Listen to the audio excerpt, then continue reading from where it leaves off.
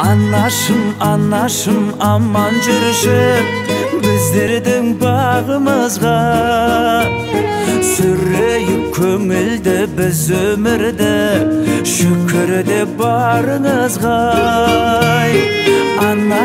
Аннашым аман жүріші біздердің бағымызға, жүзіңнен нұр төгіп жүзге келші, жадырап жанымыздай.